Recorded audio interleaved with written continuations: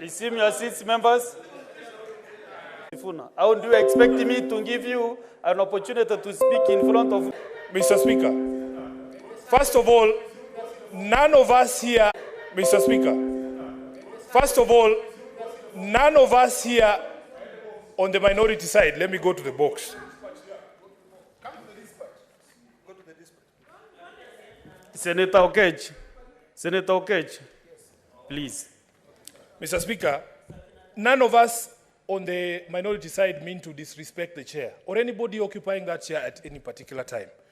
Mr. Speaker, we are getting increasingly frustrated because this is not why we were elected to come to the Senate.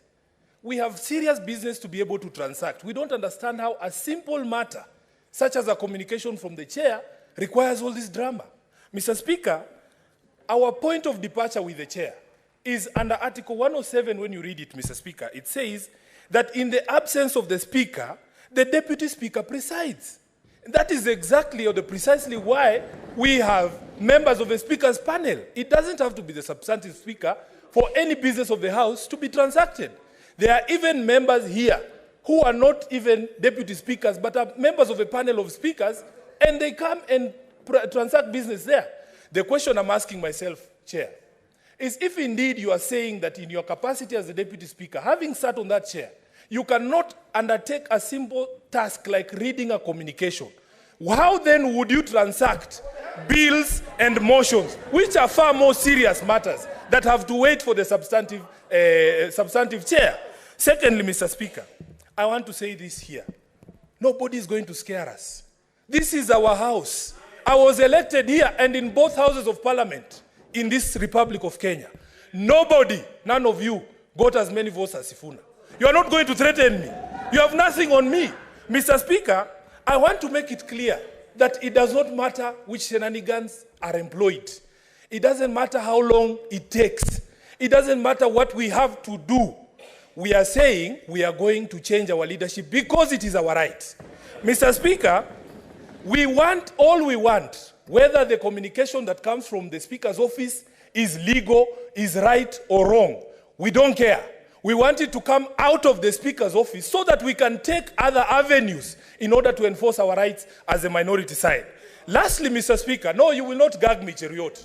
You did not even get half the votes I have. Senator... So just be quiet. Be quiet when I'm here. Senator...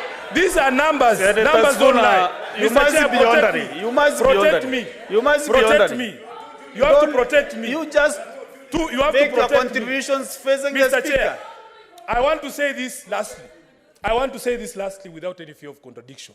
Because we are proceeding under the standing orders. Under standing order number 23.5.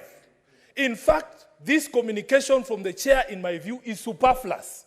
Because what it says is that the removal of a senator from the office under paragraph 3 shall not take effect until a senator is elected in the manner provided under paragraph 1.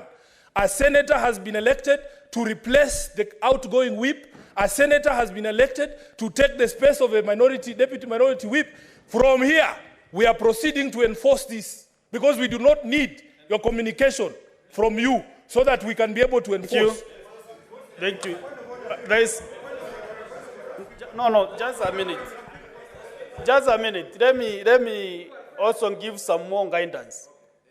When the Speaker leaves his desk to preside over the House, we don't carry any documents from the office. Everything is in these files. So when we go to order number 2, there was no communication to be delivered by the chair. If there was any, I could have done so, and so proudly.